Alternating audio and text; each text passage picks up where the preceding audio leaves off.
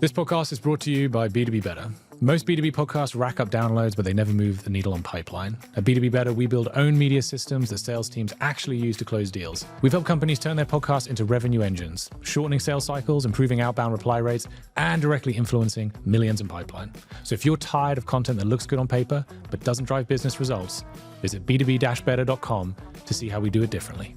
Hey everyone, welcome back to another episode of Pipe Dream. And today I'm going to be sharing with you 4 segment types of podcasts that 99% of B2B companies that are running their own shows are completely sleeping on. Here we go.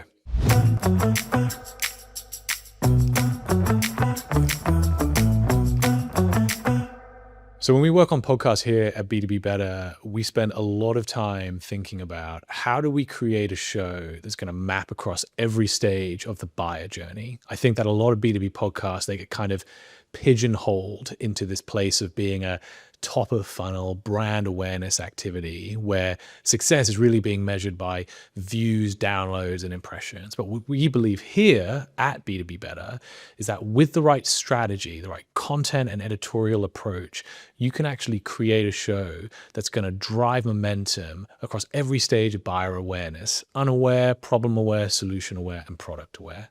But to do that, you need to think really strategically about the kind of segments that you are creating within your show.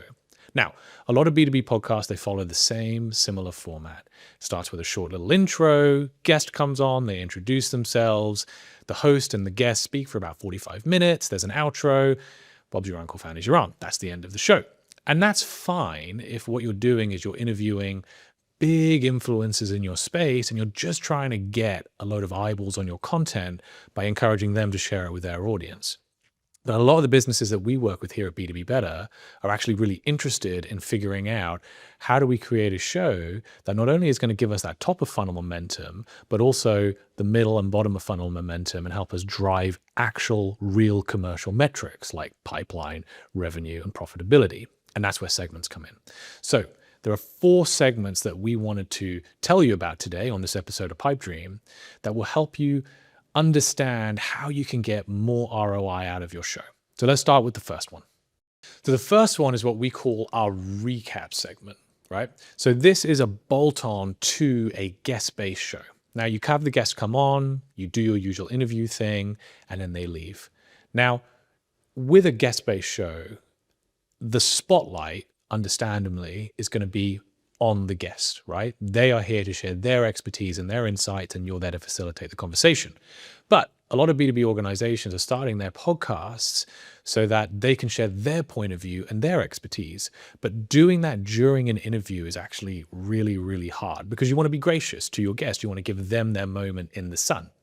So the way that you overcome that, the way that you get the benefit of having a guest on your show and the awareness that that can bring, but also share your perspective and point of view, is with a recap segment. And it's really, really simple.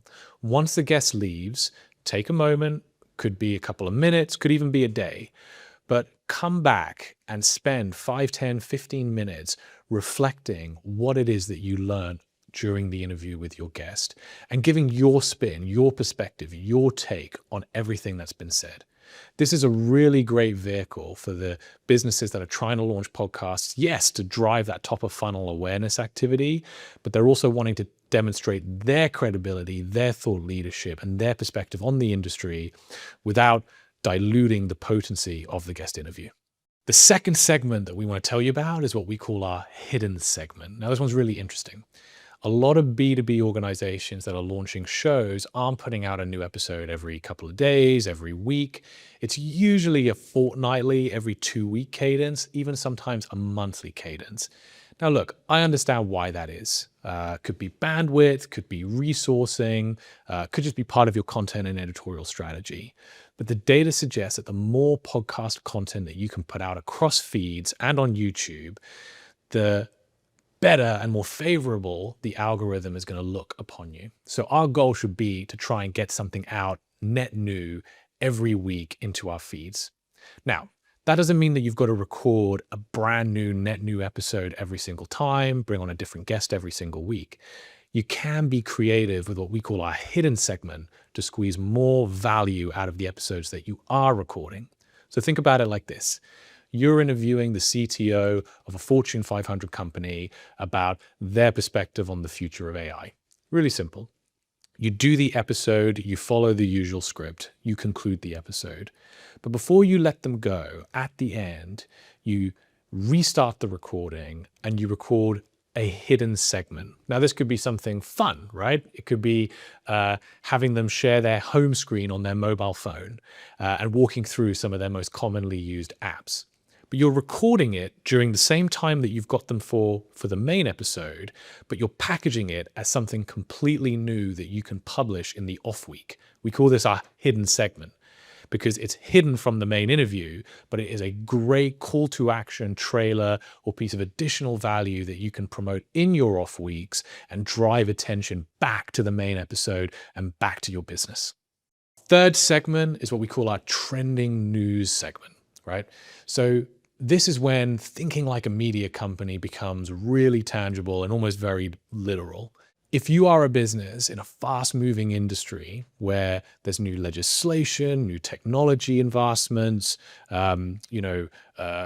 movers and shakers, executives moving to and from different companies at a rapid rate, take on the role of a reporter. Introduce a segment to your podcast, to your show, where you are sharing the top news of the day and contextualizing it for your audience underneath the premise of your show in a way that makes sense. This is not only a great way of introducing some recency and newsworthiness to the show, but it also gives you a great opportunity to tag the individuals and the companies that you are talking about on the podcast in your promotional content, which by extension is a great way of getting more eyeballs and more visibility on the content that you're producing. The outcome that you're looking for here not only is to educate your audience on the news of the day that they need to be aware of, but also creating opportunities and moments where the companies and individuals that you are speaking about on your show as you report on the news see your content and ideally share it. And that brings us to our final segment, which we just call simply company updates. Now, if you're running a B2B podcast for your organization, we've already spoken about some of the reasons why you may be doing that. It may be that you want to interview big name guests that can bring more eyeballs to your company and the content that you're creating.